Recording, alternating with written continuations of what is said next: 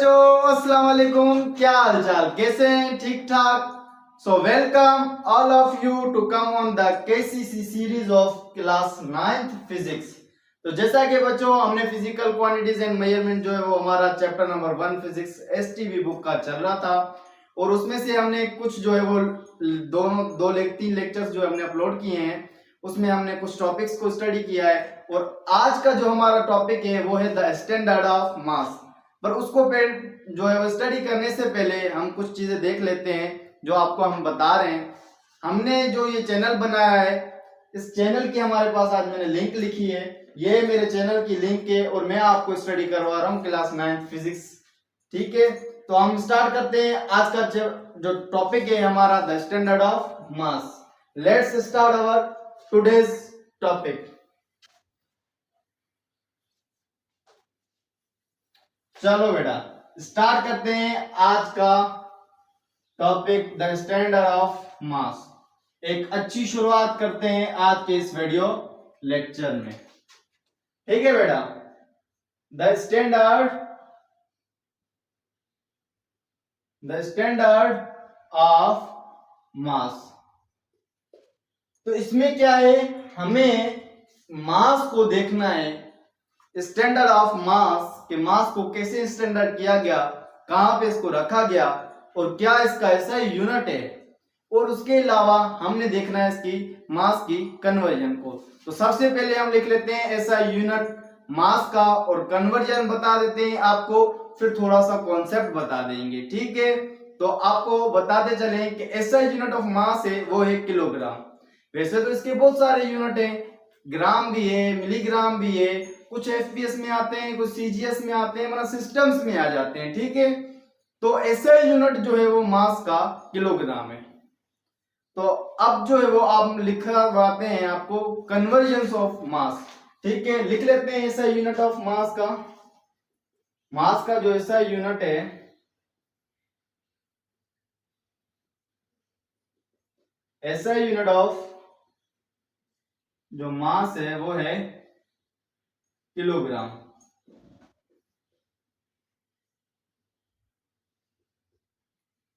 Symbol है KG. ठीक है, और नीचे हम ड्रॉ कर लेते हैं, क्या लिखते हैं, यूनिट्स की जो कन्वर्जन है, मास की कन्वर्जन देख लेते हैं हम। ठीक है, कुछ कन्वर्जन है, 3 से 4 5 कन्वर्जन है, वो हम लिख लेते हैं यहाँ पे।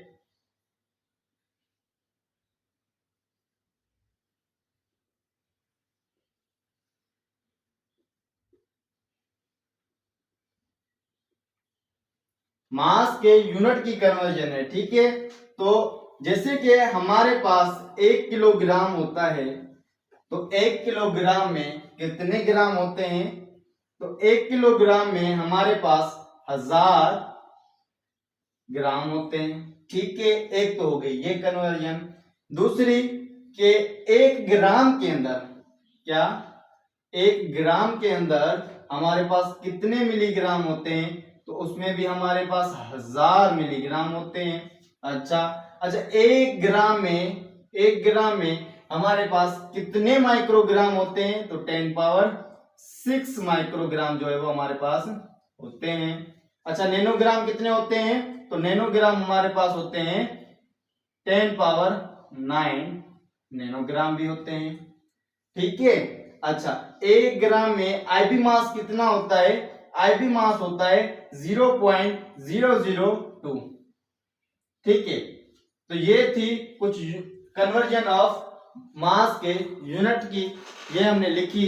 अब आपको बताते हैं थोड़ा सा कि इसका कॉन्सेप्ट क्या है, मास को कहां रखा गया और कैसे स्टैंडर्ड किया गया। ठीक है,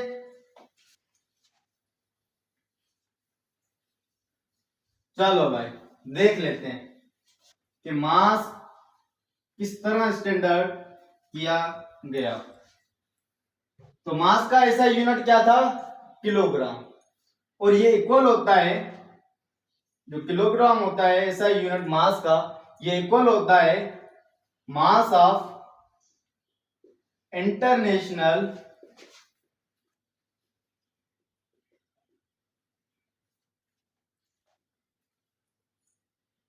mass of international prototype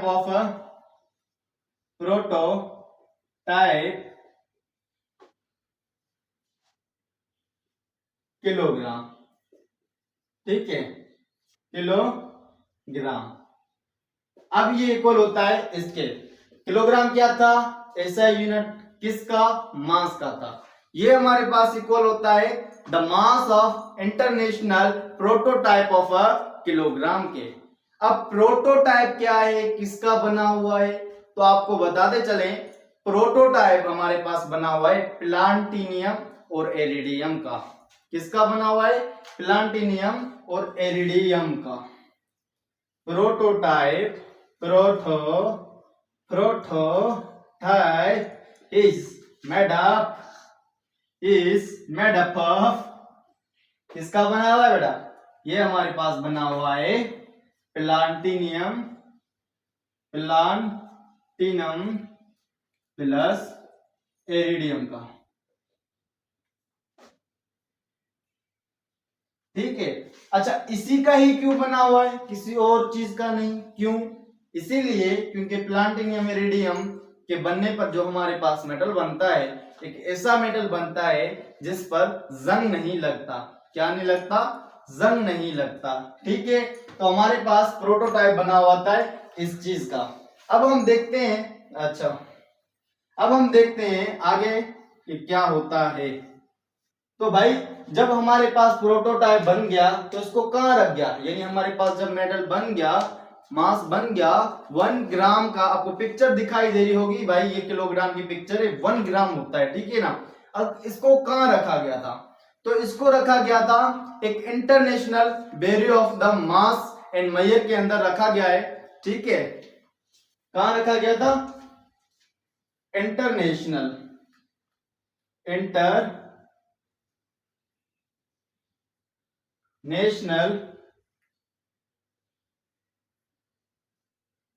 barrier of mass and measure के अंदर रखा गया था। इसे हम म्यूजियम के अंदर भी कहते हैं, museum of the mass and measure के अंदर इसको रखा गया, ठीक है, वहां पे रखा गया। अब किलोग्राम क्या होता है, बेसिकली किलोग्राम एक सिलेंडर है, बेसिकली किलोग्राम एक सिलेंडर है, स्पेशल टाइप ऑफ मेटल का बना होता है, उसकी वाइडिंग भी होती है, वो लंबा भी कितना होता है, तो ये भी आपको बताते हैं। जो वाइड होता है हमारे पास, ये होता है 39 mm मिलीमीटर, और इतना ही हमारे पास टाल होता है, लंबा होता है, हम लिख लेते हैं, ठीक है, नोट कर लीजिएगा, नोट कर लीजिएगा। चलो हम लिख लेते हैं कि हमारे पास ये जो बना था किलोग्राम, ये कितना लंबा होता है, यानी प्रोटोटाइप क्या था हमारे पास, ये एक सिलेंडर है, क्या है, किलोग्राम, किलोग्रामों केजी लिख लेते हैं, क्या है, इज अ सिलेंडर। ये हमारे पास एक सिलेंडर है, special type of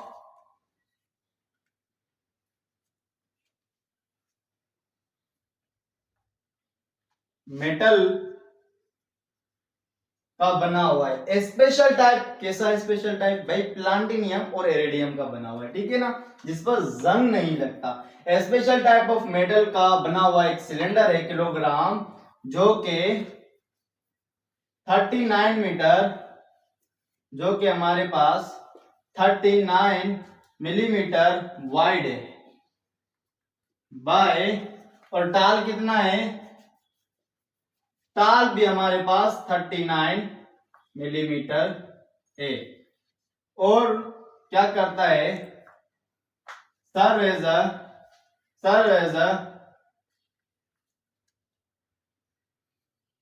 as a main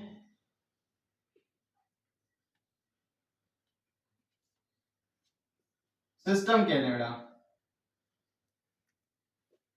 और ये एक मेन सिस्टम है, क्या ये मेन सिस्टम है किस चीज का, स्टैंडर्ड ऑफ, हम लिख सकते थे यहाँ पे serve as a main standard of या world wide standard of mass के लिए दुनिया में सबसे स्टैंडर्ड यही था।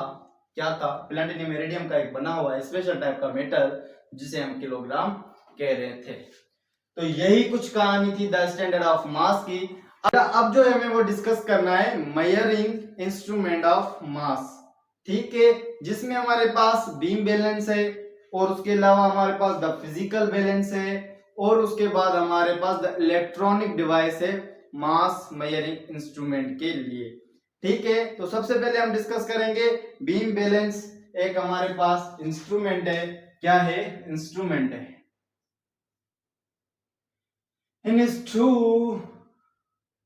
instrument to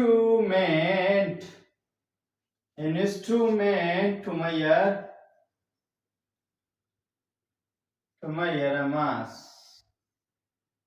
मास को मेजर करने के लिए हमारे पास इंस्ट्रूमेंट है, डिवाइस है। क्या है बेटा? बीम बैलेंस ले लेते हैं। बीम बैलेंस क्या है? हमारे पास एक ऐसा इंस्ट्रूमेंट है, एक ऐसा डिवाइस है जो कि हम नॉर्मल ऑल जो है हम यूज करते हैं, किसी दुकान पे देख ले लेते हैं, बहुत सारी बना नॉर्मल यूज है इसका, ठीक है ना। तो मैं इसका स्ट्रक्चर बना देता हूं, आप समझ जाएंगे, ठीक है।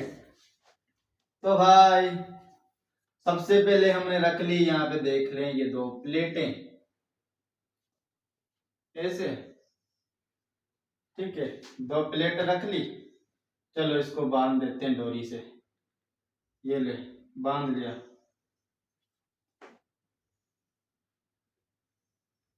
अरे भाई कहाँ लेके गया? ओ दराजा, सही, ठीक है। अब जा इनके सेंटर में,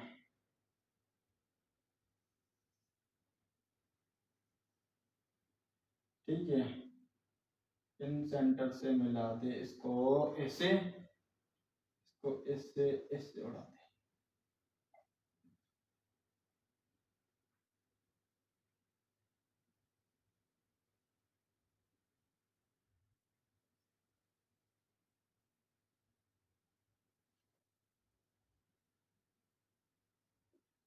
तो कुछ इस टाइप का, इस स्ट्रक्चर का हमारे पास होता है बीम बैलेंस। हम जो तराजू यूज करते हैं टू मेजर वेट, तो एक साइड हम रखते हैं नॉन मास, क्या रखते हैं हम? नॉन वेट के लिए या मास के लिए। भाई यहां पे हमने दे दिया 2 kg का बट्टा, 2 किलो का बट्टा रख लिया। मेजरिंग मास है ना, नॉन मास है। और एक साइड रख लेंगे हमें गोभी रख लेते हैं, ठीक है, पालक रख लेते हैं, गोभी रख लेते हैं, ठीक है ना, हाँ गोभी रख लेते हैं। अब इस 2 किलो जो नॉन मास है, इससे हमें ये अननोन मास है, ये गोभी हमारे पास क्या है? अननोन मास है, अननोन मास को जो है वो मेजर करते हैं। तो ये हमारे पास था बीम बैलेंस। ये हमारे पास है पेंस, इन्हें हम कहते हैं पेंस। ये हमारे पास दो पेंस हैं, कई लकड़ी के बने होते हैं तो कई आयरन के भी बने होते हैं, ठीक है। और ये हमारे पास है बीम, इसे हम कहते हैं बीम, ठीक है। तो ये था हमारा फर्स्ट इंस्ट्रूमेंट जिसका जो है वो नॉर्मली दुनिया में यूज हो रहा है, ठीक है, ऑलमोस्ट इसका नॉर्मली यूज है। अब जो है वो हम डिस्कस करेंगे फिजिकल बैलेंस को। तो ये रहा हमारा the physical balance measuring mass measuring instrument, ठीक है। तो ये भी हमारे पास एक इंस्ट्रूमेंट है, मास मेजरिंग इंस्ट्रूमेंट है, ठीक है। तो इसमें पता है क्या है? इसमें अंडरस्टैंडिंग स्ट्रक्चर को समझना है, ठीक है। वैसे तो ये एक ऐसा इंस्ट्रूमेंट है, हमने पढ़ा था कि हमारे पास बीम बैलेंस है, वो सिंपल बैलेंस था, नॉर्मली यूज होता है, ठीक है, ऑल ओवर। पर ये नॉर्मली नहीं है। फिजिकल बैलेंस ये भी मास मेजरिंग इंस्ट्रूमेंट है, पर ये यूज होता है ज्यादातर लेबोरेटरीज में। लेबोरेटरी के अंदर जो यूज होने वाला एक इंस्ट्रूमेंट है फॉर मेजरिंग अ मास। तो देख लेते हैं इसके स्ट्रक्चर को, इसके पार्ट्स को अंडरस्टैंड करते हैं और समझते हैं इसका कॉन्सेप्ट। ठीक है। तो भाई ये रहा आपका द फिजिकल बैलेंस। तो सबसे पहले सर इतना बढ़िया स्ट्रक्चर, यहाँ पे आपको पिक दिखाई दे रही होगी ये रही, इसमें आप स्ट्रक्चर देख लेना, मैंने बोर्ड पे ड्रॉ किया है, थोड़ा आगे पीछे हुआ है, स्ट्रक्चर में गड़बड़ है, ठीक है ना। तो यहाँ पे स्ट्रक्चर दे दे देख लेना, मैं आपको समझा रहा इस स्ट्रक्चर में हूं, ठीक है, या फोटो पिक देख लेना, ठीक है। तो सबसे पहले हम देखेंगे इसका मेन पार्ट कि क्या है। हमारे पास ये जो चीज है ये बनी होती है वुड की, किसकी, वुडन पीस की बनी होती है ये वाली चीज है, जिसे हम पेंस कहते हैं। क्या कहते हैं, पेंस, ठीक है, पेंस कहते हैं। एक पार्ट ये आपको लोगों को समझ में आया। अच्छा, अब हम देखते हैं इसका ऊपर वाला पार्ट, इसे यहां से अटैच है, इसे हम क्या कहते हैं, बीम। क्या कहते हैं, ये वाला अटैच है यहां से बीम कहते हैं। और यहाँ पे स्क्रू लगे होते हैं जिनका काम होता है बैलेंस करवाना, हॉरिजॉन्टल लाइन में क्या हो रहा है ये बताता है, जो हमें फलन जो हमें बताता है, ठीक है। तो ये क्या है, बैलेंसिंग स्क्रू है, हमारे पास स्क्रू है बैलेंस करने के लिए, ठीक है। अब हम देखते हैं इसका पॉइंटर क्या है। तो इस साइड वाला जो ये वाला पार्ट है इसे हम कहते हैं पॉइंटर, ये जा रहा पॉइंटर आपका, ठीक है, ये आपका था पॉइंटर। पेंट्स को समझ लिया आपने। अब ये जो ये वाला पार्ट है ये क्या है, ये वाला, ये हमारे पास स्केल होती है, ये लेबोरेटरी में यूज होने वाला फिजिकल बैलेंस है, आमतौर पर ये यूज नहीं होता, ठीक है ना। वैसे है मास मेजरिंग इंस्ट्रूमेंट, तो इसे हम कहते हैं आइवोरी स्केल, ठीक है, ये हमें रीडिंग बताती है, ठीक है। तो ये हमारे पास क्या था, ये टोटल एक सिस्टम जो था हमारे पास ये वाला, इसे हम कहते हैं अरेस्टमेंट नोब। ये एक ऐसी हमारे पास नूब है, क्या है, नूब लाइक स्ट्रक्चर है, इसे हम अरेस्टमेंट नूब कहते हैं। और ये वाला जो पार्ट है इसे हम लेवलिंग स्क्रू कहते हैं, इसे हम कहते हैं बैलेंसिंग स्क्रू। ये लेवल करता है, ये बैलेंस करता है, ये बैलेंस करता है, ये लेवल करता है, दोनों है स्क्रू, इसे भी हम लेवलिंग स्क्रू कहते हैं, ठीक है। आ जाते हैं यहाँ पे, ये वेट है, पलंग आप समझ गए हो, पलंग का काम है ये बताना कि ये हॉरिजॉन्टल जा रहा है या वर्टिकल, कहां जा रहा है, ठीक है। और ये हमारे पास है पिलर्स, तो ये हमारे पास आयरन प्लेटेड पिलर्स होते हैं, ठीक है। तो ये हमारे पास एक इंस्ट्रूमेंट था, ठीक है, आपने स्ट्रक्चर में देखा होगा। और ये हमारे पास स्केल, लीडिंग काउंटी की स्केल होती है, ये हमारे पास नॉर्मल स्केल है जिसे हम मेन स्केल भी कहते हैं। और ये हमारे पास फिजिकल बैलेंस की मेन स्केल के अलावा एक दूसरी स्केल है, जिसे हमारे पास दो स्केल वर्नियर कैलिपर में थी, माइक्रोस्कोपीटर स्क्रू गेज के अंदर थी, ऐसी इसमें भी स्केलें हैं, ठीक है। तो हमने ये देख लिया और इसकी रीडिंग भी देखेंगे, समझेंगे आगे, ठीक है। फिलहाल आपको इसके स्ट्रक्चर को ही समझना था, क्योंकि हमारे बुक में इतना कॉन्सेप्ट था ही नहीं, हमारे बुक में सिर्फ लिखा हुआ है कि भाई ये ऐसा स्ट्रक्चर है, इसके ये पार्ट है, बस इनका काम है, और कुछ था ही नहीं। अब देखते हैं इसके बाद इलेक्ट्रॉनिक, थोड़ा अब जो है हमें थर्ड जो हमने बात करनी है, the electronic device, electronic balance करने वाले जो मास मेजरिंग डिवाइस है, इसकी आप जो है वो पिक देख रहे होंगे, ये देख लें। तो इसमें कोई लिखने वाली बात है ही नहीं, कोई समझने वाली बात नहीं है, पर आपको कॉन्सेप्ट दे देते हैं, और आपने ये रियल लाइफ में कहीं ना कहीं देखी जरूर होगी, ठीक है ना। आप जिम पर जाएंगे तो भी ये पड़ी होगी, आप हॉस्पिटल में पूछेंगे, अल्लाह ना करे, अगर आप हॉस्पिटल में जाएंगे तो वहां पे भी ये होती है, बहुत सारी जगह पे ये मशीन यूज होती है मोस्टली। अब तो मेरे ख्याल से ये रेस की दुकानें जो हैं वहां पे भी आने लगी है, ठीक है ना। तो ये हमारे पास इलेक्ट्रॉनिक डिवाइस है, मास मेजरिंग है, ठीक है।